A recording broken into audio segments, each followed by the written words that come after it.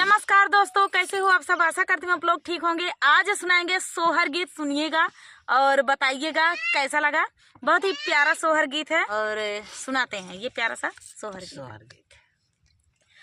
ऊंची ऊंची बखरी सा सूरज के ताबना बा यार बाहै ताबना बा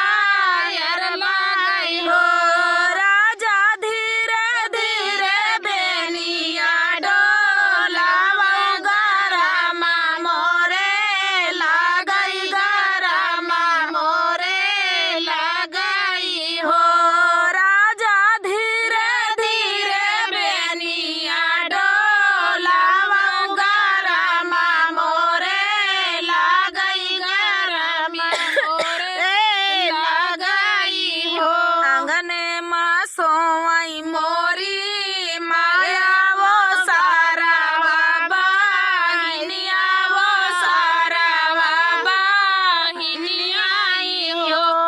रनिया चुरूर मुरूर बोलाई बेनिया सारा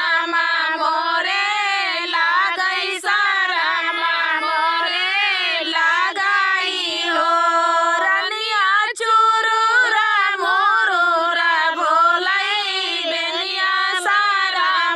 मोरे लागई सारा मोरे लागई हो कहे बिना लाया मोरगा वनवा सारा तोरे लागई सारा तोरे लागई हो बोलिया ता बोला मोरे पियावा बोलायु नाही जाना बोलायु नाही जानाई हो पियावा काहे बिना लाया मोरगा वनवा सारा तोरे लागई सारा तोरे लागई हो जब हम लाऊ बैया जब हमारा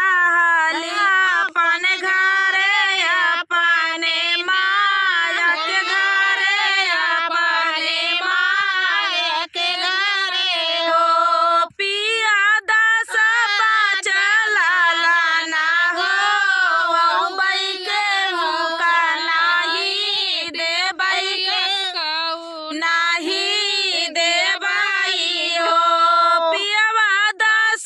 पाँच लाला ना हो बई के कहू नाही दे बई कहू नाही दे बई हो जब हो बैया पाने माया के बेटी अपने बाप या बेटी अपने बाप या बेटी हो पियावा दस पाँच लाला ना हो बैये कहू नाही दे बैये कहू नाही दे बई हो जब हम हो बैया अपने माया बेटा अपने बाप या बेटा अपने बाप या बेटा हो धाना से जिया पतोरे ना यऊ बई लाला कैसे होई है लाला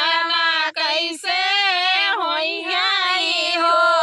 धाना से जिया पे तोरे ना यऊ बई लाला कैसे होई है लाला कैसे होई है हो। तो दोस्तों ये प्यारा सा सोहर गीत आप सभी को कैसा लगा कमेंट में जरूर बताना दोस्तों।